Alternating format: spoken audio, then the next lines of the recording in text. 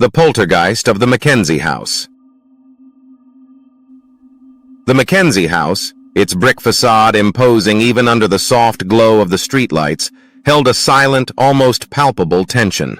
I, Dr. Emily Sinclair, historian and skeptic, stood at its threshold, a thrill of anticipation mingling with a prickle of unease. The house, once home to William Lyon Mackenzie, firebrand reformer and Toronto's first mayor, now held the promise of unraveling the untold chapters of his tumultuous life. The city, its pulse slowing into the late hours, seemed oblivious to the potential secrets hidden within these walls. My footsteps echoed eerily through the empty house, the stale air heavy with the scent of dust and disuse. I moved through dimly lit rooms, each creak of the floorboards a jarring reminder of the building's age. Books and papers, Mackenzie's personal possessions, lay undisturbed on his desk, as if he had just stepped away. A portrait of Mackenzie, his fierce eyes seemingly following me, hung above the fireplace. As the night wore on, I felt a growing sense of being watched. I chalked it up to nerves and the power of suggestion, but a shiver crept down my spine nonetheless. A cold draft, out of place in the stuffy house, swept through the room. A door in the distance slammed shut with a bone-jarring crash. My heartbeat quickened. I awoke with a start in the middle of the night, a sense of dread clinging to me. The house seemed to hold its breath, a tense silence settling over the once familiar rooms. A floorboard creaked in the hall. I strained my ears, trying to decipher the source of the sound. A faint, guttural growl echoed through the house, seemingly emanating from the walls themselves. Terror seized my heart. Something was in the house with me. The growl rose in intensity, filling the house with a primal, unsettling sound. I huddled beneath the covers, my heart pounding in my ears. The air grew heavy, pressing down on me with an almost physical weight. I felt a prickle of static electricity in the air, the hair on my arms standing on end. The room's temperature plummeted, the chill seeping into my bones despite the blankets. The portrait of Mackenzie on the wall seemed to warp and twist, his eyes burning with an unnatural intensity. The painting crashed to the floor, shattering the silence with a cacophony of splintering wood and glass. A whirlwind of unseen energy swept through the room, sending papers flying and furniture scraping against the floor. I scrambled out of bed, my bare feet hitting the icy floorboards. Panic clawed at my throat, my breath coming in ragged gasps. I stumbled towards the door, my hands fumbling with the doorknob. It wouldn't budge. I rattled it frantically, my fear escalating with every passing second. The doorknob twisted violently in my hand, as if someone on the other side was trying to force it open. A blood-curdling scream echoed through the house, a chilling sound that seemed to claw at my sanity. The door burst open, slamming against the wall with a deafening crash.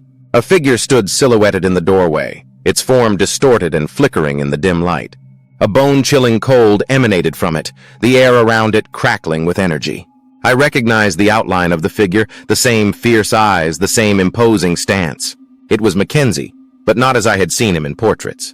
This was a specter of rage and fury, his ghostly form shimmering with an otherworldly glow. He advanced towards me, his spectral hand outstretched.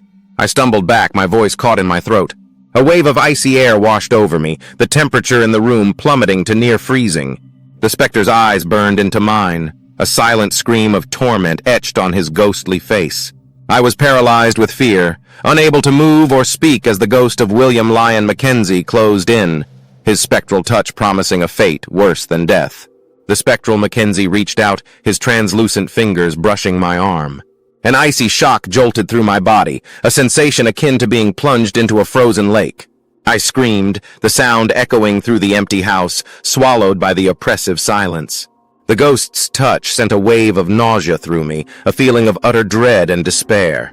He floated closer, his form flickering and warping as if struggling to maintain its shape in the physical world. His eyes, burning with an eerie blue light, locked onto mine. I felt a strange pull, a force drawing me towards him, towards the abyss of his spectral being. I struggled against it, my feet rooted to the spot, my will a flimsy shield against the overwhelming power of the ghost. The room around us warped and twisted, the familiar furniture contorting into grotesque shapes. The walls seemed to close in, the air thickening into an oppressive fog. The spectral Mackenzie's form grew larger, his presence filling the room with an otherworldly chill. I felt my consciousness slipping, the edges of my reality fraying under the onslaught of his ghostly power. Just as I thought I was lost, a surge of adrenaline coursed through my veins. I summoned every ounce of strength, every fiber of my being, and pushed back against the spectral force. A guttural cry escaped my lips, a primal sound born of desperation and defiance. I wrenched my arm free from his grasp, the icy sensation lingering on my skin like a brand. The spectral Mackenzie recoiled, his form flickering violently. He let out a chilling scream, a sound that seemed to tear at the very fabric of the house.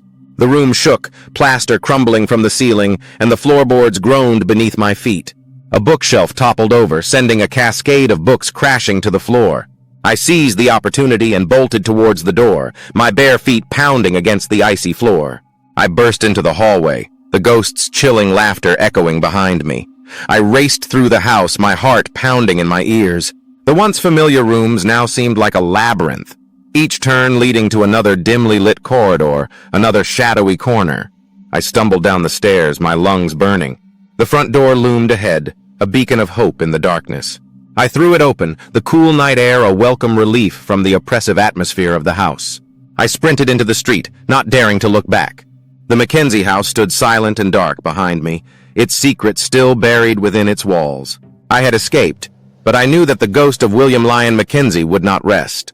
He was trapped in his spectral prison, his rage and fury echoing through the empty rooms, waiting for his next victim.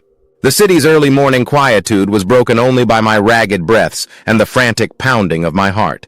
I huddled on a park bench, the chill of the night clinging to my skin. The Mackenzie house, now a distant silhouette against the pre-dawn sky, seemed to watch me with its vacant windows, its darkness concealing the horrors within. I shivered, not from the cold, but from the lingering touch of the spectral Mackenzie. The icy sensation still clung to my arm, a constant reminder of my brush with the otherworldly. I ran my fingers over the spot, the skin still numb and tingling. The encounter had left an indelible mark, both physically and mentally. The first rays of sunlight began to peek over the horizon, casting a pale glow over the city. The world was waking up, oblivious to the terrors that lurked in the shadows. I felt a profound sense of isolation, cut off from the normalcy of everyday life by the horrors I had experienced. I couldn't go back to the Mackenzie house, not now, not after what had happened. But I couldn't simply walk away either. The historian in me, the part that sought answers and craved understanding, refused to let the matter rest. The ghost of William Lyon. Mackenzie was not just a haunting, it was a mystery begging to be solved. I spent the day in the public library poring over historical records and newspaper articles.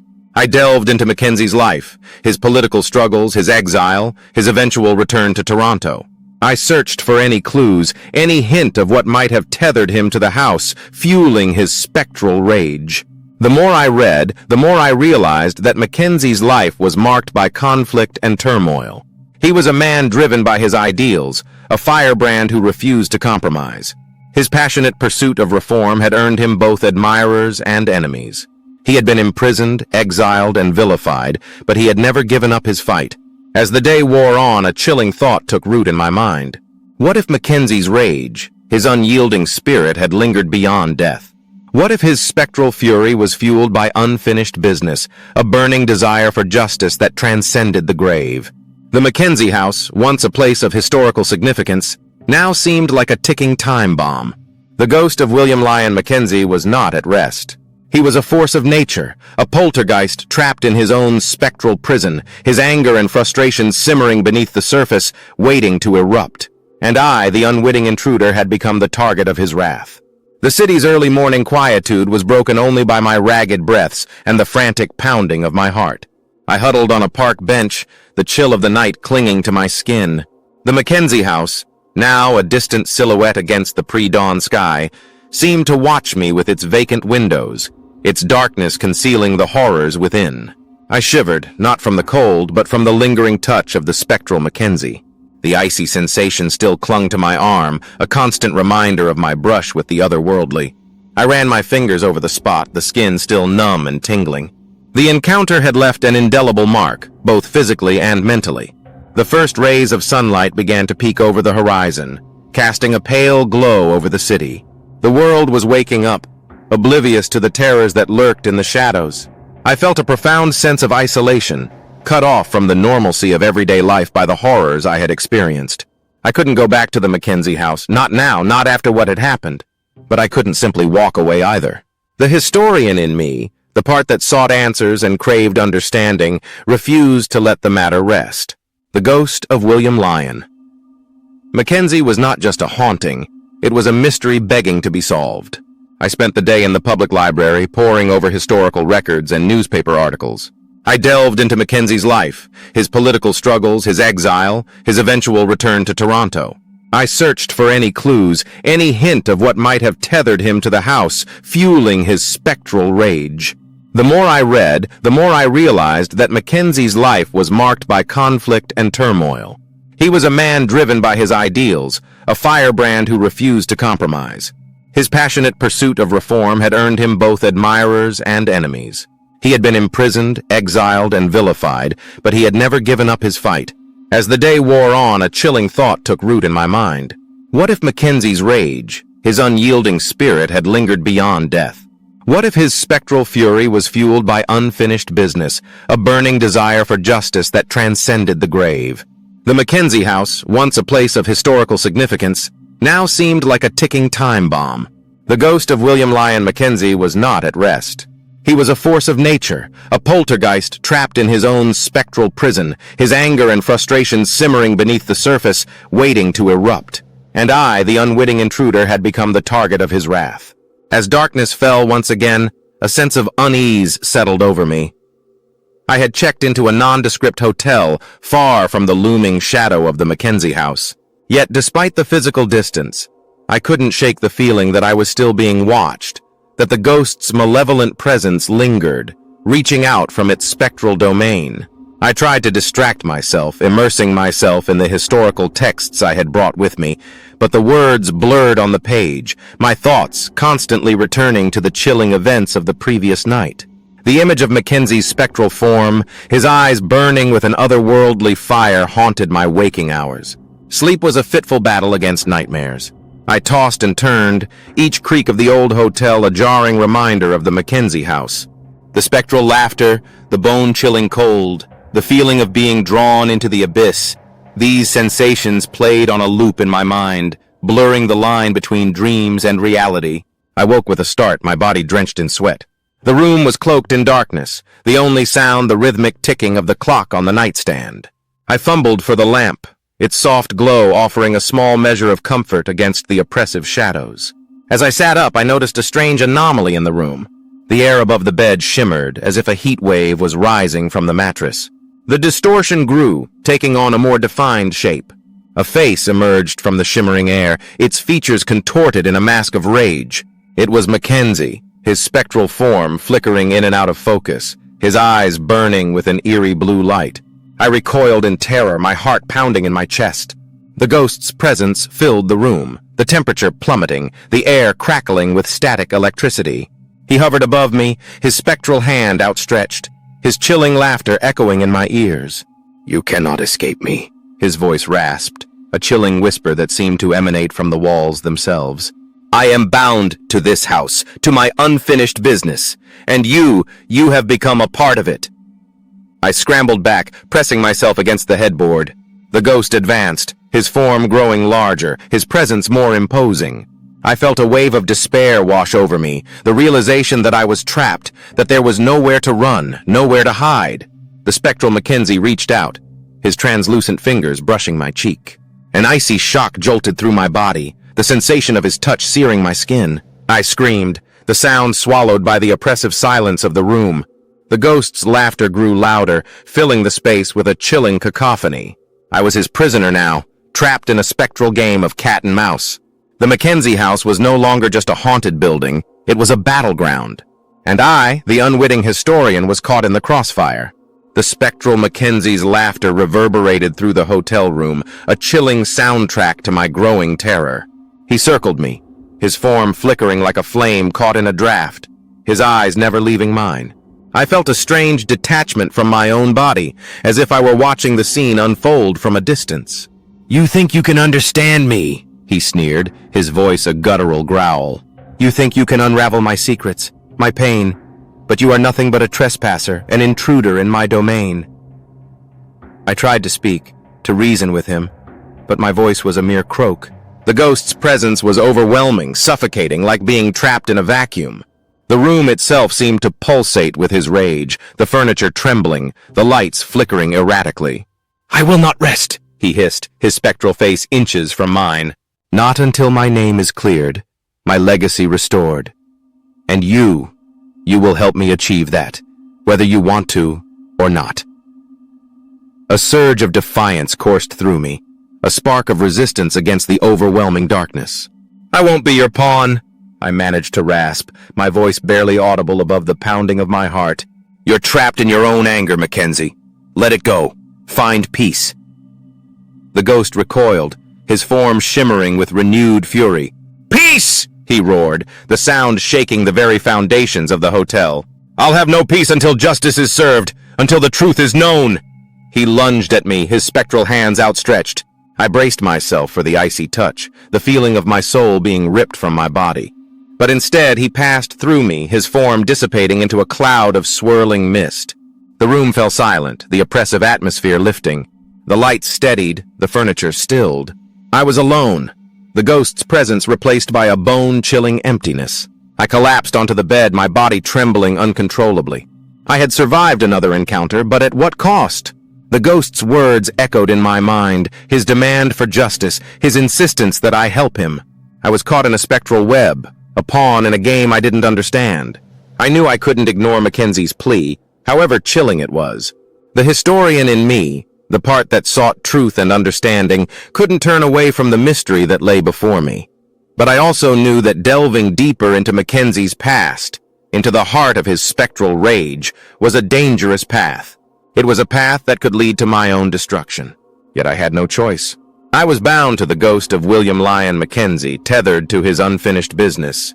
The Mackenzie House awaited, its secrets beckoning, its darkness promising a chilling confrontation with the past. And I, the reluctant historian, was about to step back into the lion's den. The Mackenzie House loomed before me, its brick facade a grim reminder of the horrors within. The morning sun did little to dispel the aura of malevolence that clung to the building. I stood at the threshold, steeling myself for the confrontation that awaited. I stepped inside, the familiar scent of dust and disuse filling my nostrils. The house was eerily silent, the aftermath of the spectral tantrum evident in the scattered debris and overturned furniture. I moved cautiously through the rooms, my senses on high alert. The portrait of Mackenzie, now repaired and rehung, seemed to observe my every move. His eyes, once filled with fury, now held a hint of anticipation, as if he knew I had returned. A shiver ran down my spine, the icy touch of his spectral hand still fresh in my memory. I made my way to Mackenzie's study, the heart of his spectral domain. The room was undisturbed, the books and papers neatly arranged on his desk. I sat in his chair, the leather creaking beneath my weight. I felt a surge of energy, a connection to the past, as if the room itself was imbued with the essence of its former occupant. I closed my eyes, focusing on the task at hand. I needed to understand Mackenzie's rage, his unfinished business. I needed to delve into the depths of his spectral being, to uncover the truth that bound him to this house. Images flashed before my mind's eye, fragments of Mackenzie's life, his struggles, his triumphs, his defeats. I saw him leading the charge for reform, his voice booming through the streets of Toronto. I saw him imprisoned, his spirit unbroken. I saw him exiled, his heart filled with bitterness and resentment. And then I saw it. The moment that had shattered his world, the event that had fueled his spectral fury. It was a betrayal, a deep and personal wound inflicted by someone he trusted. The details were hazy, the faces blurred, but the raw emotion, the sense of injustice, was palpable. I opened my eyes, my heart pounding in my chest. I had a lead, a thread to follow. But it was a dangerous thread, one that led into the darkest corners of Mackenzie's past. I knew that uncovering the truth would not be easy, that it would require courage and determination. But I also knew that I had no choice. I was bound to the ghost of William Lyon Mackenzie, tethered to his quest for justice. The Mackenzie House was no longer just a haunted building. It was a battleground for the truth. And I, the reluctant historian, was about to become a warrior in a spectral war. Armed with my newfound knowledge, I embarked on a quest for answers. I scoured historical archives, interviewed descendants of Mackenzie's contemporaries, and even consulted with spiritualists and mediums, much to my skeptical self's chagrin. The spectral Mackenzie's presence was a constant companion, his influence manifesting in flickering lights, sudden cold drafts, and the occasional disembodied whisper. My investigation led me to a name: Francis Bond Head, Lieutenant Governor of Upper Canada during Mackenzie's rebellion. The historical record painted Head as a charming, if somewhat aloof, figure. But beneath the polished facade I sensed a darkness, a ruthlessness that mirrored the spectral Mackenzie's rage. I discovered a series of coded letters, hidden within Mackenzie's personal papers. The deciphering was painstaking, but the revelations were chilling. Head, it seemed, had betrayed Mackenzie, manipulating events to ensure the rebellion's failure. He had used Mackenzie's idealism against him, painting him as a dangerous radical to the British authorities. The betrayal had shattered Mackenzie's trust, fueling his bitterness and resentment. The pieces were falling into place, the spectral puzzle taking shape.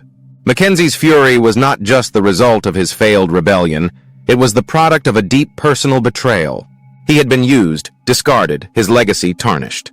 And now his restless spirit sought vindication, a chance to expose the truth.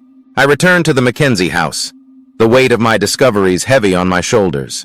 The house seemed to thrum with anticipation, the air thick with spectral energy. I entered Mackenzie's study, the coded letters clutched in my hand. The portrait of Mackenzie seemed to glow with an eerie light, his eyes fixed on the letters. I laid them on his desk, my heart pounding in my chest. A moment of stillness, then a whirlwind of spectral activity erupted. Books flew off the shelves, papers scattered across the room, and the temperature plummeted. The spectral Mackenzie materialized before me, his form shimmering with an otherworldly intensity. He reached for the letters, his translucent fingers tracing the coded words. A wave of emotion washed over his spectral face, a mixture of anguish, fury, and a flicker of something akin to gratitude. He turned to me, his eyes burning with a newfound purpose. "You have found it," he rasped, his voice echoing through the room. "The truth.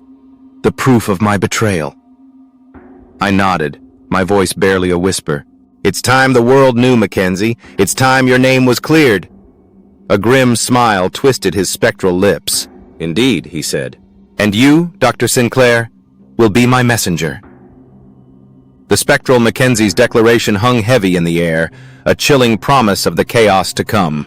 I felt a surge of both dread and determination. I had unearthed the truth, but now I had to face the consequences. The ghost's quest for vindication was about to spill out into the world, and I was the unwilling catalyst. With Mackenzie's spectral guidance, I began to piece together the narrative of his betrayal. The coded letters, combined with my historical research, painted a damning picture of Bond Head's duplicity. I wrote articles, gave interviews, and even organized a public exhibition at the Mackenzie House, showcasing the evidence of the betrayal. The response was immediate and explosive. Historians debated, politicians squabbled, and the public was captivated by the scandal that had been buried for centuries. The spectral Mackenzie seemed to revel in the chaos, his presence growing stronger with each revelation. But the backlash was fierce. Bondhead's descendants, powerful and influential, sought to discredit my findings, labeling me a fraud and a sensationalist. They even threatened legal action, their lawyers circling like vultures. I refused to back down. The truth, no matter how uncomfortable, deserved to be heard. Mackenzie's spectral presence was a constant source of strength, his unwavering determination fueling my own. As the controversy raged, the Mackenzie House became a hotbed of paranormal activity. Objects flew through the air, doors slammed shut, and chilling whispers echoed through the halls. Visitors and staff alike reported encounters with the spectral Mackenzie, his presence growing bolder with each passing day. One night, as I worked late in the study, the house erupted in a frenzy of spectral energy. The lights flickered wildly, the furniture danced across the room, and a bone-chilling cold enveloped me. The spectral Mackenzie materialized before me, his form shimmering with an otherworldly glow. "They will not silence us!" he roared, his voice a thunderclap. "The truth will be known, even if it tears this city apart!" I watched in awe as the ghost's fury unleashed a torrent of paranormal activity. Paintings flew off the walls, shattering on the floor. Bookshelves toppled, burying the room in a cascade of paper and dust. The house groaned and creaked as if straining under the weight of the spectral onslaught. And then in the midst of the chaos I saw it. A shimmering portal, a swirling vortex of energy opened in the center of the room. The spectral Mackenzie turned to me, his eyes burning with an eerie intensity. "It is time," he said, his voice a chilling whisper. "The reckoning is at hand." He stepped towards the portal, his form dissolving into the swirling mist. I watched in horror as the vortex expanded, its pull growing stronger with each passing second. The room seemed to tilt, the floor beneath my feet giving way. I realized with a sickening lurch that the spectral Mackenzie wasn't just seeking vindication. He was opening a gateway, a passage between the spectral realm and the world of the living. And I, the unwitting historian, was about to be pulled into the abyss. The vortex pulsed, its ethereal glow casting an eerie light on the chaotic scene. The spectral Mackenzie's laughter echoed from within, a chilling invitation to oblivion. I stumbled back, my feet tangling in the debris that littered the floor. The pull of the vortex was relentless, dragging me closer to its gaping maw. Fear clawed at my throat, but a spark of defiance ignited within me. I wouldn't succumb to the ghost's fury. I wouldn't be dragged into his spectral world. I reached out, my fingers grasping the edge of Mackenzie's desk, anchoring myself to the physical world. "Mackenzie!" I cried, my voice barely audible above the roar of the vortex. "This isn't justice, this is madness!" The laughter ceased, replaced by an eerie silence. The spectral Mackenzie's form materialized within the vortex, his eyes burning with an intensity that pierced through the swirling mist. He regarded me, his spectral face a mask of conflict. "I have waited so long," he rasped, his voice heavy with centuries of pent-up rage. "So long for the truth to be known, for my name to be cleared." "It is known!" I shouted, my voice straining against the pull of the vortex. "The world knows the truth about Bondhead. Your legacy is restored. Let it go, Mackenzie. Find peace."